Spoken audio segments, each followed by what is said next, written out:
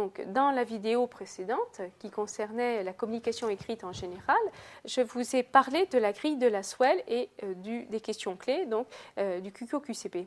Alors, je vous rappelle, la grille de Lasswell, donc les questions que je dois me poser avant même de rédiger, c'est qui s'adresse, donc ici qui s'adresse, eh bien, c'est la carte du haut, à qui? Eh bien, à la société Plio Ingénierie, pour dire quoi?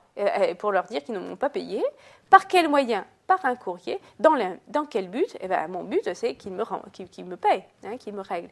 Alors, soit j'utilise la grille de Lasswell, soit j'utilise les questions clés. Donc, qui, quoi, où, quand, comment, pourquoi. Donc là, on va dire exactement la même chose. C'est une autre façon de présenter l'information. Alors, toujours avant de se jeter sur sa feuille pour pouvoir écrire sa lettre ou de se jeter sur son clavier, on va se demander quel est l'objectif de ma lettre. Qu'est-ce que je veux atteindre comme objectif? Est-ce que je veux le gronder parce qu'il ne m'a pas payé? Non. Qu'est-ce que je veux? Je veux qu'il paie. D'accord? Alors, si je veux le gronder, je m'y prendrai d'une certaine façon. Si je veux qu'il me paie, je vais m'y prendre d'une autre façon. Attention, c'est un client. Donc, il ne faut pas que je le brusque, il ne faut pas que je le brutalise, sinon je risque de le perdre. D'accord? Donc, il faut que je sois assez souple dans mon discours pour qu'il ne soit pas vexé d'être rappelé à l'ordre et puis qu'il m'envoie surtout son chèque. Alors, donc, je vais noter, puis sélectionner toutes les idées, les ordonner. Donc, ça, c'est les règles classiques. Et puis après, je vais rédiger mon courrier. Alors, quel plan dois-je suivre? Alors, il y a plusieurs possibilités. Il y en a une, c'est celle qui est la plus courante. C'est, on va d'abord parler d'hier, ensuite, je vais parler d'aujourd'hui, et après, je vais parler de demain. Par exemple, je vais dire, hier, je vous ai envoyé une facture. Aujourd'hui, je constate que vous ne m'avez pas payé. Aujourd'hui, je constate et en plus, je vous réclame le paiement. Demain, vous allez me l'envoyer. Voyez, donc ça, c'est un plan possible. Vous avez une autre possibilité, c'est aujourd'hui, hier, demain. Et c'est celui que je vous ai utilisé pour cette carte du haut. Voyez, aujourd'hui, je vous rappelle que votre solde est débiteur. Hier, je vous ai envoyé une facture. Demain, je pense que vous allez me payer. Enfin, c'est pas demain, c'est sous huitaine. D'accord? Donc là, c'est un plan qui est, c'est le même que tout à l'heure, mais un petit peu différent. Je peux aussi utiliser un troisième plan que l'on utilise bien souvent quand on a à résoudre un problème. C'est le plan esprit. Donc, je pars de la situation, je pose le problème, j'explique comment je vois la solution de mon problème, et puis après, je prends les résolutions, donc je vais dire ce qu'il va falloir faire pour résoudre mon problème. Bien. Alors, il peut y avoir aussi un autre type de plan. Alors, j'en parle pas trop parce que vous êtes des comptables, hein, vous destinez au métier de la comptabilité. Là, je vous ai évoqué le plan AIDA qui est utilisé par les commerciaux. Alors, les commerciaux, eux, vont d'abord attirer l'attention du lecteur. Ensuite, ils vont tout faire pour inspirer l'intérêt.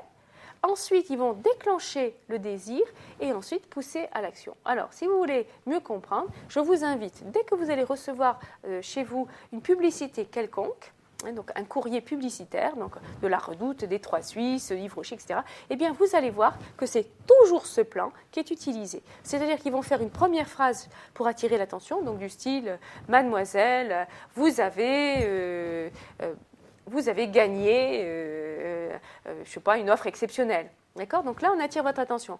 Ensuite, on va inspirer l'intérêt, c'est-à-dire qu'on va vous expliquer un petit peu ce que vous avez gagné. Ensuite, on va vous déclencher le désir, on va dire si vous passez commande, vous recevrez votre paquet bien plus vite. Et puis après, pousser à l'action.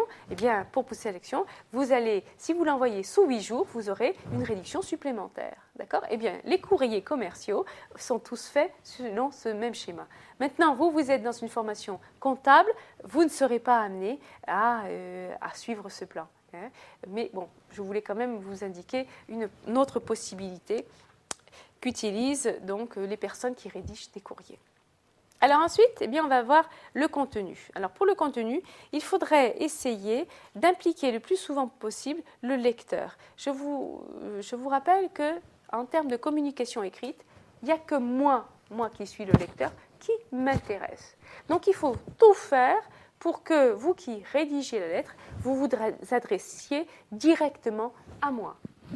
c'est difficile alors, le comprendre, je crois que c'est relativement simple. Maintenant, arriver à l'adopter, c'est une autre, hein, c'est pas évident. Donc, dites-vous toujours que quand le lecteur va recevoir votre courrier, la seule chose qui l'intéresse, c'est lui. C'est-à-dire, est-ce que ce que vous proposez va l'intéresser? Est-ce que vous le flattez? Voyez, essayez de penser à lui avant même de penser à vous, à ce que vous souhaitez. D'accord? Donc, retenez bien, il n'y a que moi qui m'intéresse. On est tous faits, je vous rassure, hein, on est tous faits selon le même modèle. Hein. Bien, alors, on essaiera aussi d'utiliser des mots de liaison. Alors, des mots de liaison pour chaque paragraphe. Par exemple, je peux dire car, c'est pourquoi, en effet, ainsi, par ailleurs. Je ferai attention aussi à ne développer qu'une seule idée par phrase. D'accord ? Nous avons vu dans la vidéo qui introduisait à la communication écrite, on a vu qu'il fallait faire des phrases simples, courtes, pour être sûr que mon lecteur comprenne bien. D'accord ? Donc, une seule idée par phrase. Donc, dans ma phrase, je vais mettre un sujet, un verbe, un complément. Chaque fois que je changerai d'idée, je sauterai une ligne, d'accord ? Et puis, bien sûr, je vais être obligé d'utiliser la ponctuation. D'accord? Donc, regardez ici, je change d'idée. D'entre mon premier paragraphe, eh bien, je rappelle que le compte est débiteur. Je change d'idée parce que là, je fais référence à la facture. Je change d'idée parce que je réclame le règlement. Je change d'idée parce que je remercie et puis je demande, bien sûr, mon règlement. Donc, si vous voulez, chaque fois que je change d'idée, je change de paragraphe et pour que l'ensemble soit bien compréhensible, je vais me servir de la typographie, donc de la façon dont j'écris, pour que instinctivement le lecteur sache que j'ai changé d'idée. D'accord ? Bon, alors on a déjà bien avancé, maintenant il va falloir se jeter à l'eau et il va falloir débuter sa lettre. Alors on peut commencer par des phrases banales, hein, du style « Nous avons bien reçu votre lettre due ». Ça marche, vous voyez, c'est du vocabulaire très courant. Je peux commencer aussi par « lors de notre entretien téléphonique dû ». Je peux changer et dire « comme convenu lors de notre entretien dû ». Vous voyez, c'est une petite phrase bateau qui permettent d'introduire son courrier. Alors attention, mes étudiants vont la plupart du temps jouer la facilité. Et donc ils vont commencer leur lettre par « suite à ». Suite à notre entretien téléphonique, suite à votre visite, suite, etc.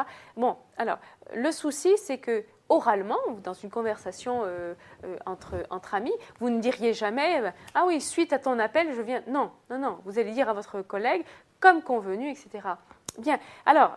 Suite à, pour tout vous dire, c'est une façon d'introduire sa lettre qui date depuis très très très longtemps. Moi-même, quand j'étais jeune étudiante, on me disait déjà « n'utilise pas le suite à » parce que c'est trop ringard. Alors moi, attention, dans l'entreprise dans laquelle vous ferez votre stage, peut-être que tous les courriers commencent par suite à. Eh bien moi, je vous mets en alerte, attention, suite à, si je commence ma phrase par suite à tous les coups dans le reste de ma phrase, je ne vais pas utiliser les conjonctions de temps, enfin mes temps ne vont pas être conjugués correctement et les structures de mes phrases vont être bancales. Donc, pour être sûr que votre phrase tient la route, évitez le suite à, comme cela, vous ne commettrez pas d'erreur. Alors, vous verrez pendant votre stage que beaucoup de courriers commencent par suite à, et bien souvent, la phrase qui suit est tout à fait bancale. Bon, alors, on est en 2009, on utilise un vocabulaire de 2009. Donc, je préfère, plutôt que de dire suite à, vous dites comme convenu lors de notre entretien téléphonique ou lors de votre visite.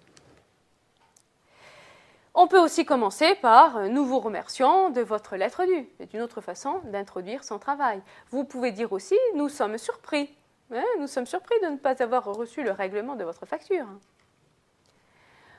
On peut aussi dire « Nous prenons acte de votre souhait d'intégrer notre entreprise à partir de début novembre ». On peut aussi commencer par « J'ai le plaisir de vous informer », etc. Voyez, donc tout ça, ce sont des petites phrases qu'on peut utiliser, mais sans difficulté. Je vous prie de trouver ci-joint. Alors, on a vu comment commencer, on va voir comment conclure. Alors, pour conclure, on peut introduire sa conclusion par « en conclusion ».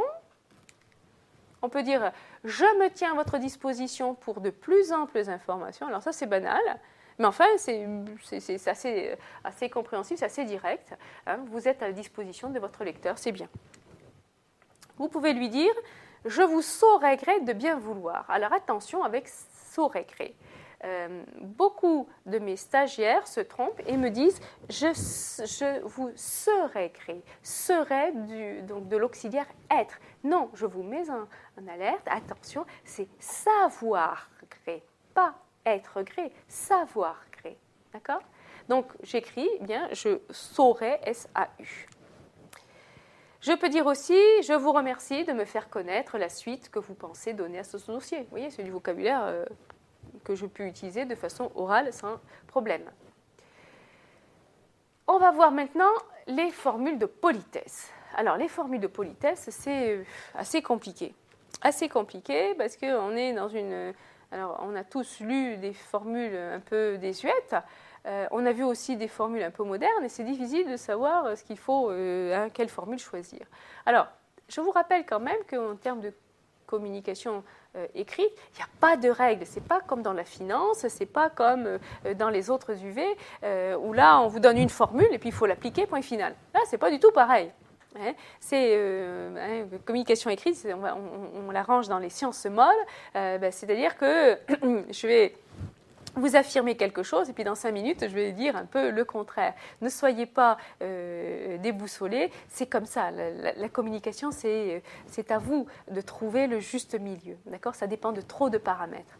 Alors, pour les formules de politesse, bon, on peut, quand on s'adresse à un client, on va me dire quelque chose de très simple, « Veuillez croire, monsieur, en nos sentiments dévoués ». Bon, on peut le faire. On peut ne pas le faire aussi. Parce que moi, j'aime pas tellement. En affaires, on fait pas de sentiments. Hein. Donc, bon, on peut parler de sentiments, on peut trouver autre chose. Quand on s'adresse à un fournisseur, là, on a une autre position. Hein. Donc, le client, il faut vraiment que je lui plaise et que je lui montre que je suis très attentif à lui. Le fournisseur, j'ai une autre attitude. Veuillez agréer, monsieur, nos salutations distinguées. Ça peut être nos salutations distinguées ou mes salutations distinguées. Si je dois faire un courrier pour mon supérieur hiérarchique, je peux lui dire « Veuillez agréer, monsieur, en l'expression de mes sentiments respectueux ». Bon, après, c'est à nuancer, hein, tout va dépendre de la relation que vous avez avec votre supérieur hiérarchique. Hein, ça ne va pas dans toutes les entreprises. À vous de voir. Si vous vous adressez à quelqu'un qui est votre égal, vous pouvez lui dire « Croyez, monsieur, à l'assurance de mes sentiments cordiaux ». Pour une femme, on va lui dire « Recevez, madame, nos sincères salutations ». En principe, un monsieur n'envoie pas ses sentiments à une femme. Bon, mais c'est un peu désuet tout ça, hein, c'est un petit peu dépassé. Et vous pouvez utiliser d'autres formules de politesse que vous avez trouvées dans des courriers. Hein, ne soyez pas trop attachés au tableau que je vous ai indiqué ici. Là, je vous donne des repères. Hein. Attention, ça n'est pas une obligation, c'est un repère. Si vous ne savez pas quoi mettre, eh bien voilà, vous pouvez mettre tout cela. Alors, on a vu des formules de politesse un peu désuètes, un peu dépassées. On a l'impression d'être à l'époque de Courteline. Vous voyez, aujourd'hui, on envoie bien souvent ces courriers par mail. Et alors, du coup, dans les mails, eh bien, on va utiliser des formules qui sont plus modernes, hein, du style amicalement, du style cordialement, ou alors très cordialement, si on veut insister, du style respectueusement vôtre. Donc là, en fait, sincèrement vôtre. Là, qu'est-ce qu'on fait ? Eh bien, on copie la correspondance américaine et anglo-saxonne. Voyez, eux ne font pas des phrases de politesse à n'en plus finir. Ils vont vous dire yours truly, par exemple, ou faithfully. Bon, c'est 2 mots hein, pour dire la même chose, hein, sincèrement vôtre, amicalement, etc. Hein. Eh bien, on a tendance aujourd'hui, dans certains types de correspondance commerciale, à utiliser cette formulation.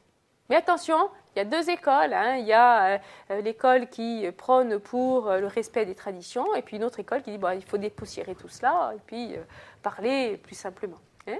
Donc, vous, quand vous entrerez dans votre entreprise, vous adopterez les formules de politesse qui sont utilisées dans votre entreprise. Ne dépoussiérez pas l'ensemble. Au départ, vous appliquez ce qui s'est déjà fait, ce qui se fait dans l'entreprise. Après, vous pourrez donner votre patte pour moderniser un petit peu l'ensemble, mais bon, il faut y aller doucement. Alors, quelles sont les différentes erreurs que commettent en général les personnes? Eh bien, le problème des concordances de sujets. Regardez, cette phrase-là, « En vous priant de m'excuser de cette erreur, veuillez agréer… » Bon, alors, en vous priant de m'excuser de cette erreur, qu'est-ce qui doit m'excuser? C'est vous, d'accord? Veuillez agréer, ici, ça sera nous. Regardez la différence. En vous priant de m'excuser de cette erreur, je vous prie d'agréer. La première phrase n'est pas correcte. En vous priant, qu'est-ce qui prie d'excuser? C'est moi. Qu'est-ce qui va agréer? C'est vous, lecteur. En vous priant de m'excuser de cette erreur, je vous prie d'agréer. Donc là, on a dans cette phrase le même sujet dans la proposition principale que dans la subordonnée. D'accord? Donc en fait, c'est une erreur qui est très souvent commise au niveau des formules de politesse. D'accord? Donc faites attention, il faut que le sujet soit le même dans les deux propositions. Pour les salutations, vous pouvez utiliser les verbes adresser. Je vous adresse mes salutations. Je vous prie d'agréer mes salutations. Recevez mes salutations. Pour les sentiments, vous pouvez utiliser le verbe agréer. Encore pour les sentiments, pour la considération, pour le dévouement, là vous pouvez utiliser les verbes assurer et croire. Bon, là, ce ne sont pas des… il existe encore pas mal d'autres possibilités. Je vous ai donné simplement quelques exemples. Alors, vous avez vu comment présenter votre lettre, comment disposer les informations, comment faire pour démarrer votre lettre, comment faire pour la terminer, comment faire pour conclure avec une formule de politesse. Et bien maintenant, il faut contrôler votre production.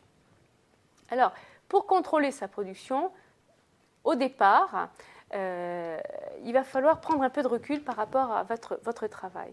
Alors, le meilleur conseil que je puisse vous donner, c'est « j'ai fait ma lettre, elle est terminée, eh bien je ne l'envoie pas tout de suite, je vais me laver les mains, je vais fumer une cigarette, je vais faire autre chose. » Et puis, dans un petit moment, un quart d'heure, demi-heure plus tard, je vais relire ma lettre et c'est là que je vais voir si le ton que j'ai utilisé convient, si le vocabulaire n'est pas trop technique, s'il est compréhensible, si l'orthographe est juste. Vous voyez, ces fautes d'orthographe et de frappe, on ne les voit pas. En général, on a beaucoup de mal à les voir. Par contre, on voit très bien celles du voisin. Vous savez, quand on voit le document qui a été émis par quelqu'un d'autre, on voit de suite les fautes. D'accord ?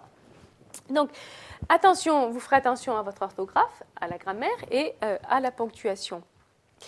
Vous regarderez aussi si vous avez présenté la lettre selon la charte graphique de l'entreprise. Donc là, je n'innove pas, je ne crée pas, je fais ce que font les autres pour que l'on délivre ensemble la même image de l'entreprise. Vous contrôlerez également si vous n'avez pas oublié les mentions obligatoires, si vous avez bien indiqué l'objet, les pièces jointes, le nom du signataire et puis sa fonction. N'oubliez pas toutes ces informations, n'oubliez pas que le courrier va être gardé dans l'entreprise pendant plus de 10 ans et peut être présenté devant les tribunaux. Donc tout est important. Comme je vous le disais tout à l'heure, vous vérifierez que vous avez bien respecté la charte graphique de l'entreprise. Le meilleur conseil que l'on puisse vous donner, au départ, quand vous démarrerez votre vie professionnelle, demandez au collègue d'à côté s'il veut bien relire votre lettre.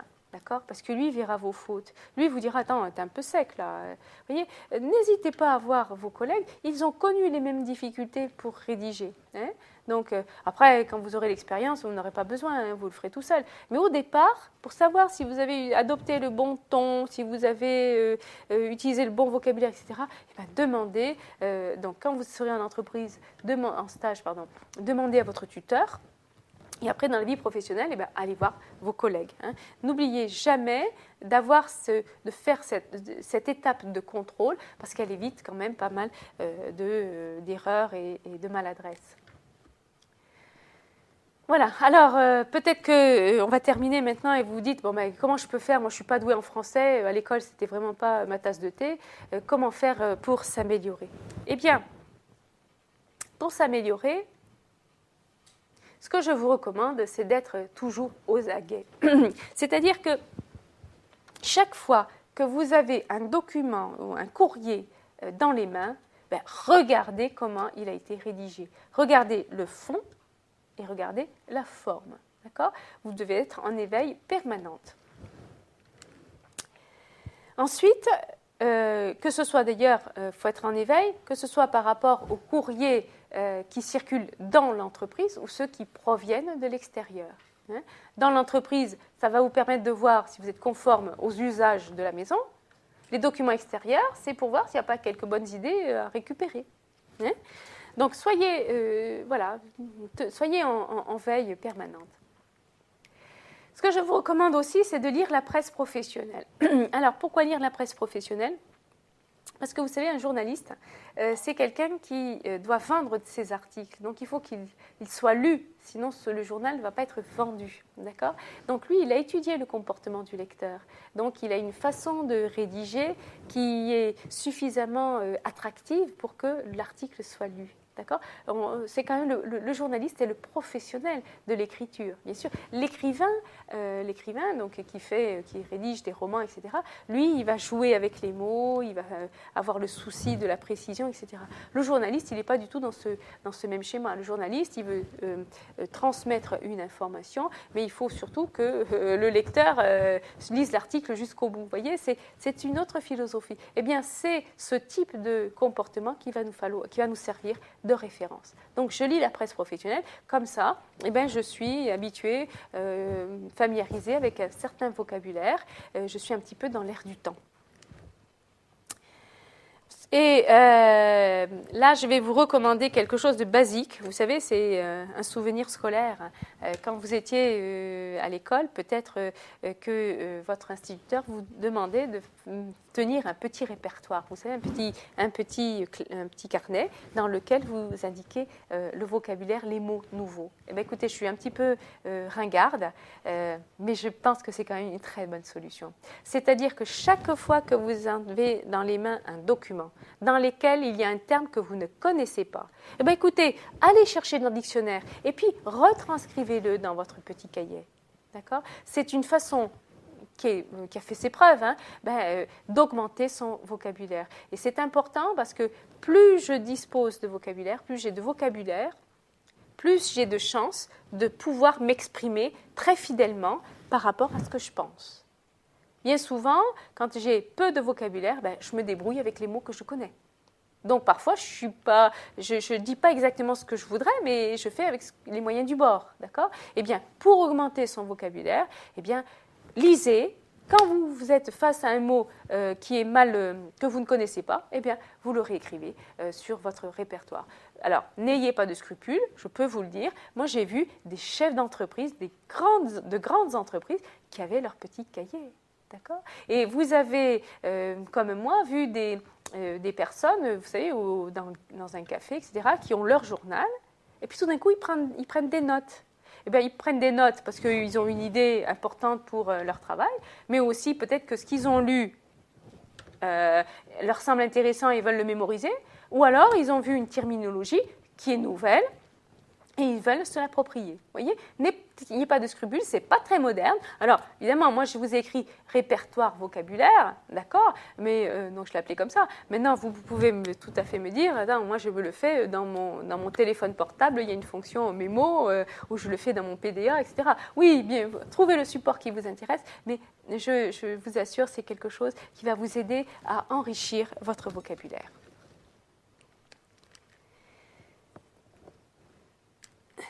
Bien, eh bien, écoutez, nous en avons terminé sur les conseils pour rédiger une lettre commerciale. Gardez bien sous les yeux le modèle de la carte du haut. Vous pourrez vous en resservir pour vos prochaines lettres commerciales. Je vous remercie de votre attention.